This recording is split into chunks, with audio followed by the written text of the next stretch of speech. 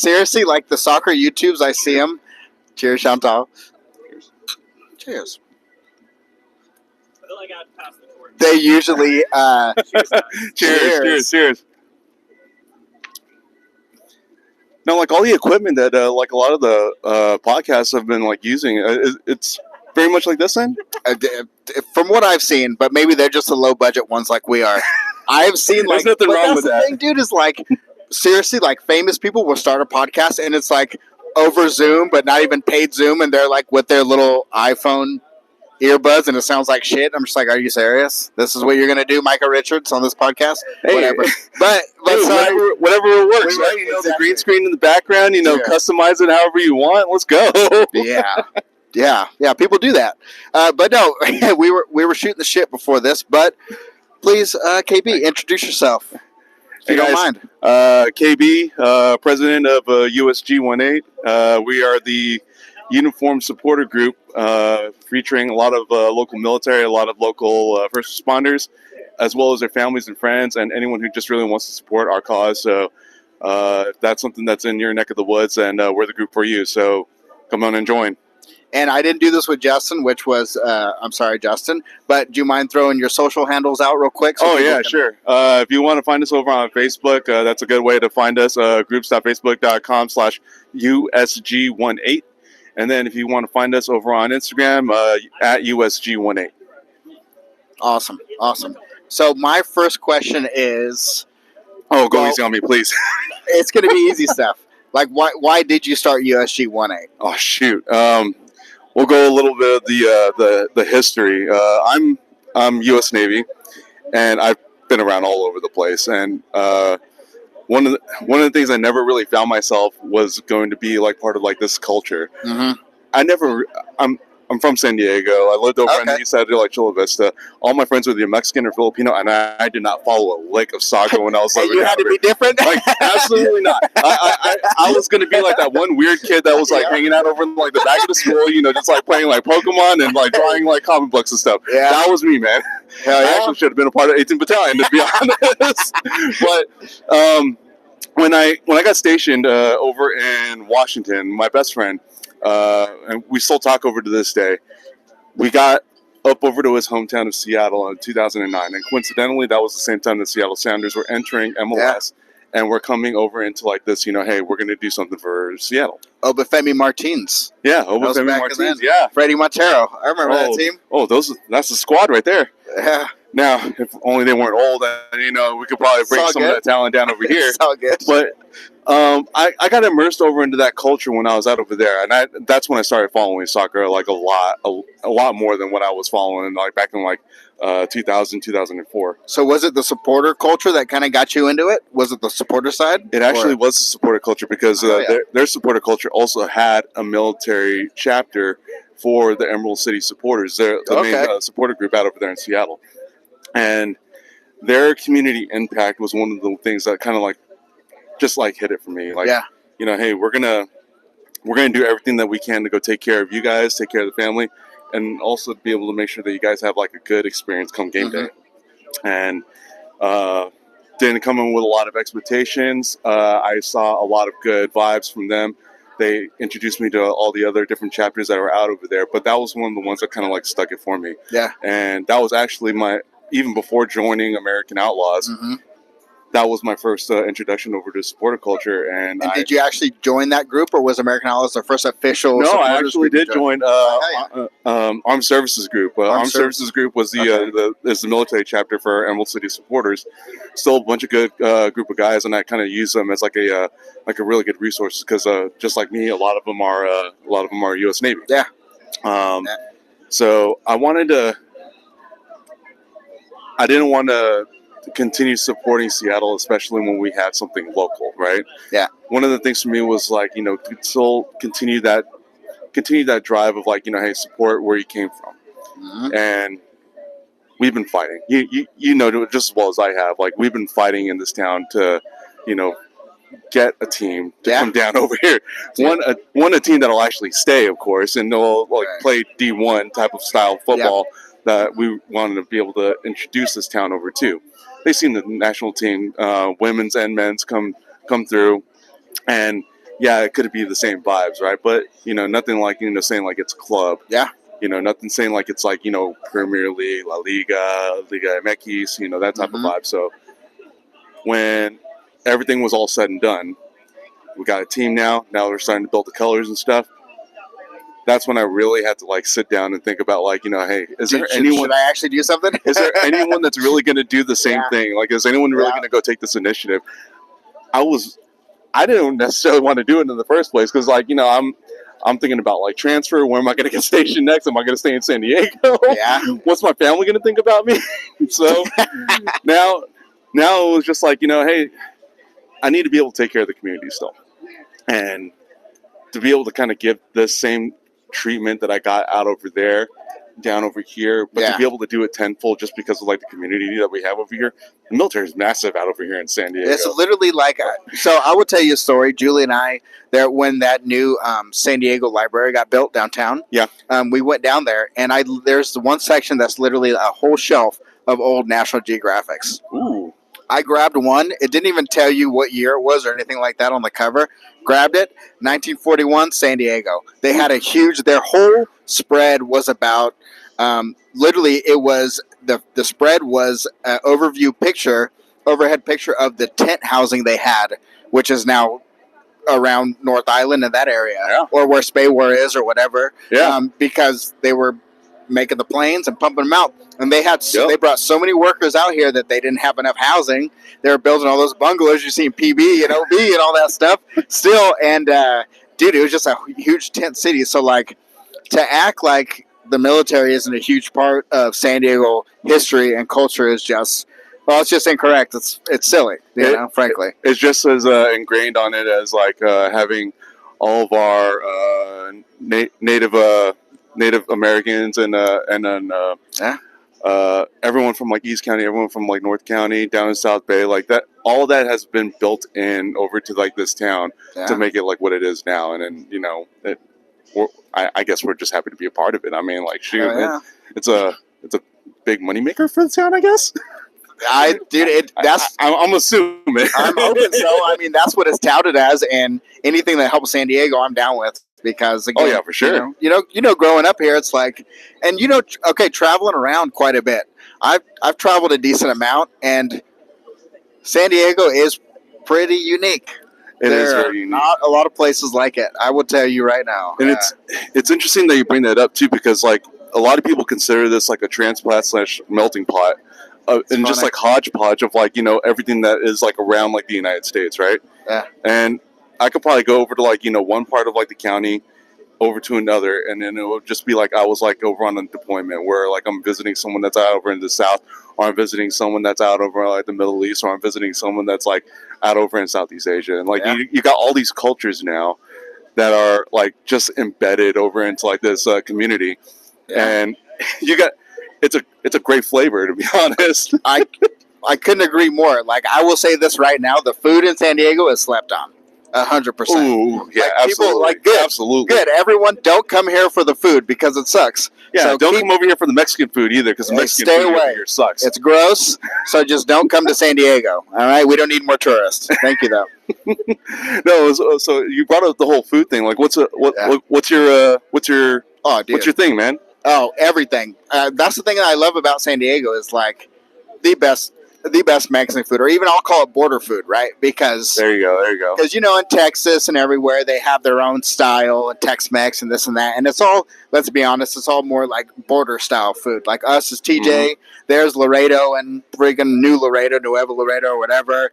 Right. But our taco shop food or all border food, it's actually not even close. Oh yeah, absolutely. And I will be arrogant about that. It's not even close. There was one time where I went out over to his neck of the woods, where I went over to Justin's neck of the woods. Yeah. And we were hanging out over in the South. I was going over to school at the time for the Navy, and went over to the first Mexican place that I went over that I wanted, because I was craving home, right?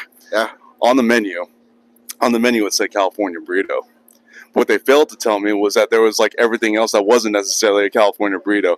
What's the recipe for a California burrito? You ask. Funny thing, you should say that.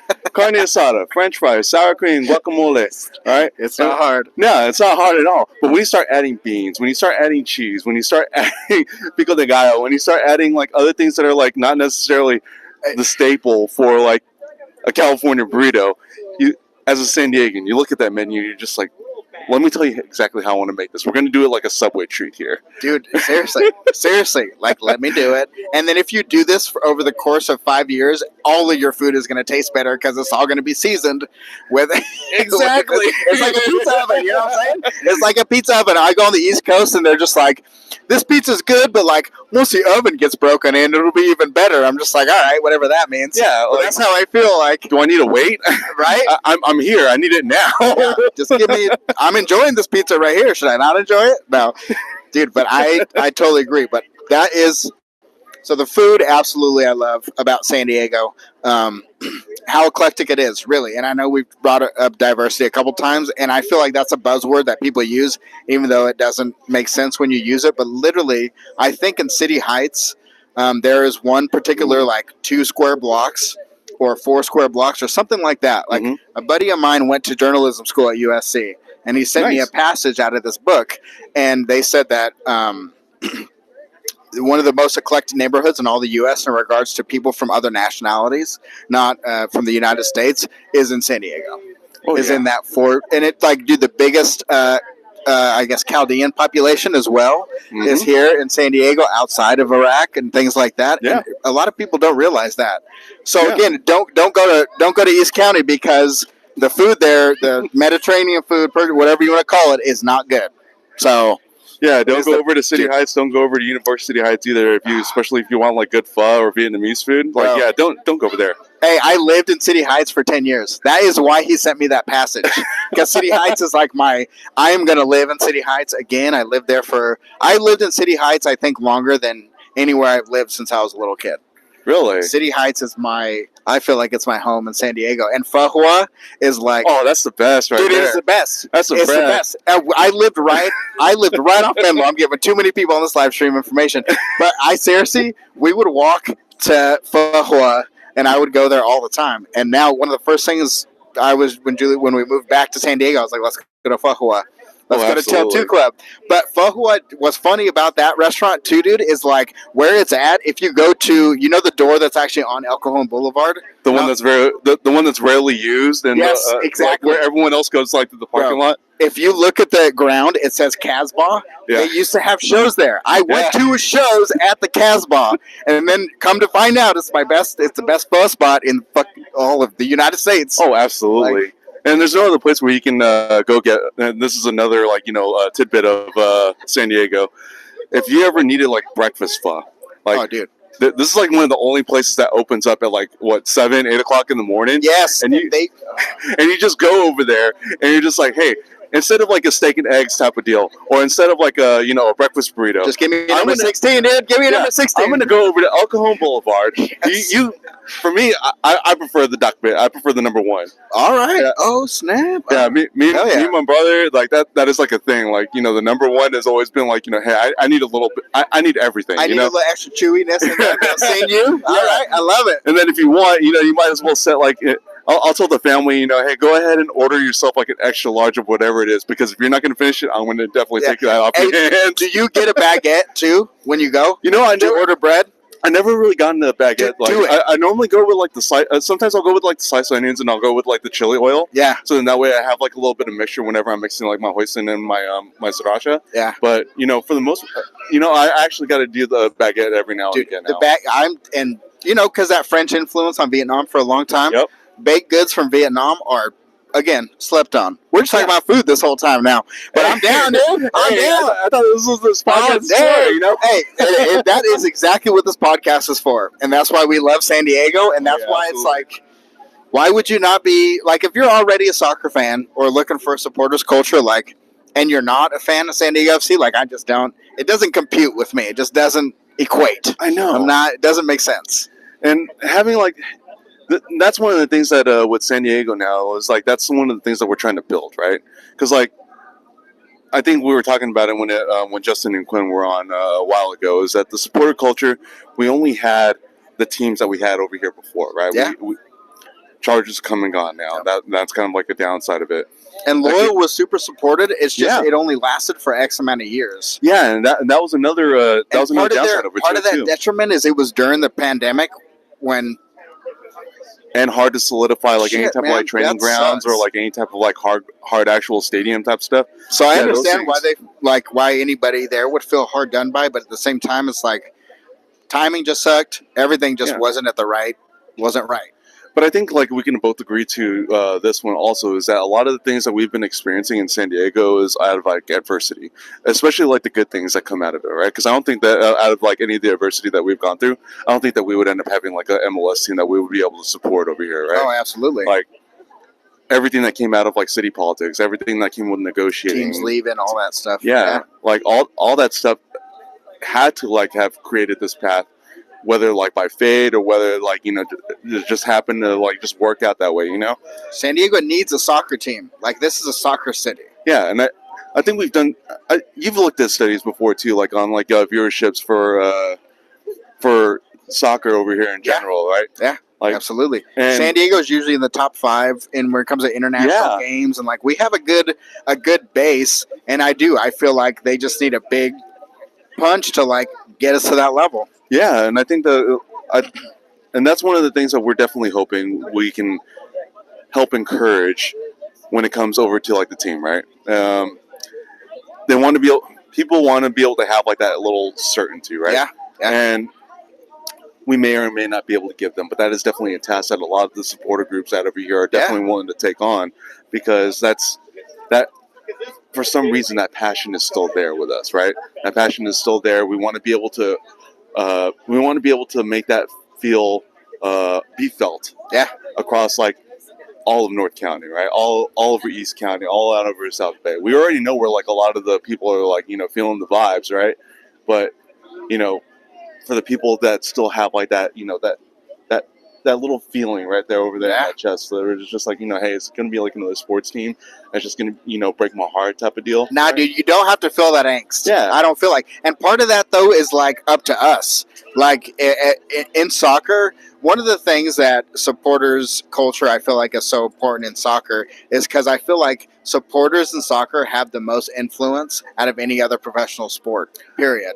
Yeah. Like supporters of a baseball team, I mean, you're not like, are you really going to get the front office's ear like supporters of a NFL team? Like, hell no. The Raiders are going to do what they're going to do. The Chargers are going to do what they're going to do. In soccer, there is this weird, there's still enough of like where the supporters have some, again, clout, like I said with Justin, that's part of the reason people get so intense about it and the ownership and stuff, but it's also very positive in that you can still have a real voice. Yeah, and could you imagine like what would happen like if we had something like that's like called the Faithful out over there in like right field of like Petco Park, and it's just nothing but like just like crazy fans waving flags and drinking beers, singing songs and stuff throughout the match. Apparently, it's like a thing out over in like Japan or something like that, where they like actually encourage that type of like atmosphere, or even in Korea too, like where they just like through music they're able to like bring those vibes and all that, and like having something like that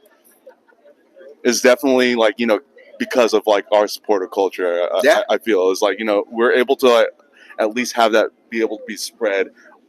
Dude, in a positive manner over in other sports, and you're just like, wow, we can do this. Yeah, we actually have some say in how the team goes. You know, it's pretty crazy. So, dude, I'm very glad that you're doing USG 1-8. Thank you. And because that's the thing is again with San Diego, and I feel like this is one of the few cities where you can be like, oh no, this is military and first responders in particular, because there's just such a massive amount here, or even and that doesn't happen everywhere. Yeah, and it speaks to San Diego that people get out of the service, by the way, and still want to live here. So, right?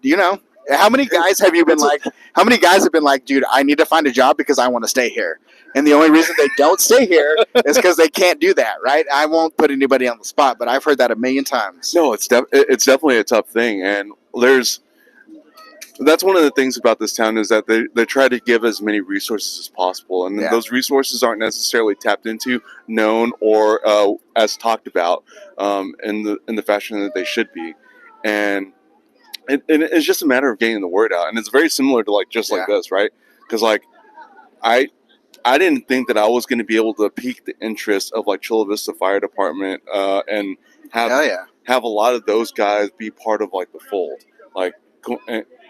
And it's kind of funny that I bring that up too, is because like now should we shout them out on the podcast? No, I'm down, dude. Chula Vista Fire, like you guys have been doing like a lot of good things for the town. You've been doing a lot of good things for my town, and your firefighters are, and firefighters and your EMTs are making up a lot of our population. So thank you for that, and you guys are doing great things for our community as well as professionally. So thank you for that. Yeah. But yeah, like I didn't think that me just like spreading the word just to like a bunch of like Navy guys was gonna like attract a bunch of people. Yeah. That weren't military right from the get go.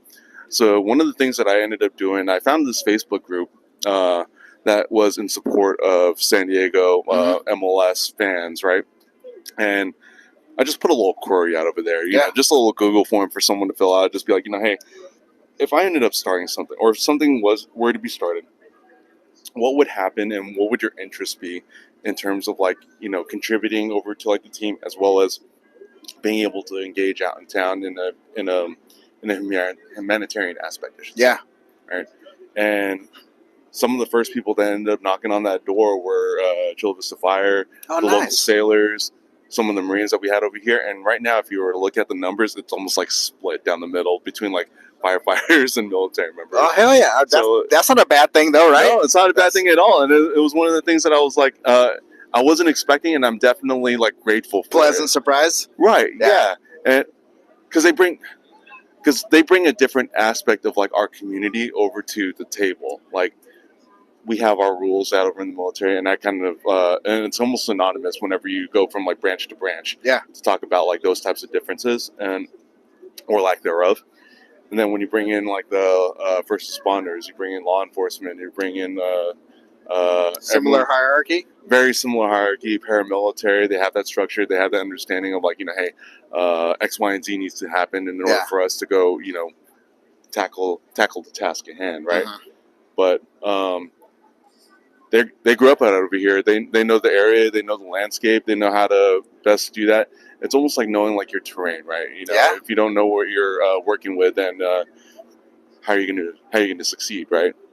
And that mentality is able to like still resonate throughout our group, and to be able to bring this group over to what I hope is going to be like one of the better military representations, or one of the better first responder representations of in MLS, right? Yeah, dude, San Diego is the place to do it. Yeah, because I think right now our Armed Services Group is the only other known. Oh shit! All right. If I'm thinking about this out loud, I think Armed Services Group is the only other known chapter or supporter group that is out over there that's military affiliated. Got you. Shoot. All right. Well then, up USG 18. Yeah. Thank you very much for being on this little live stream. No. Do you want to do your socials one more time? Yeah. If you want to find us over on Facebook, groups.facebook.com/USG18, or you can find us over at Instagram at USG18. We got a lot of good info out over there, but don't also like just take us for what we are, because we are supporting the San Diego Independent Supporters Union. So if you want to find out more information about how to become a member for us, you still got to go through the union. So SDISU.org is the way to do it. You'll be able to find all the other supporter groups that are on there, as well as USG18. And just go ahead and click join, select your affiliation. Hopefully it's USG18, and then we'll be happy to accept you into the fold. Hell yeah, dude. Thank you, KB. Thanks for having me, Nate. Absolutely. Pleasure.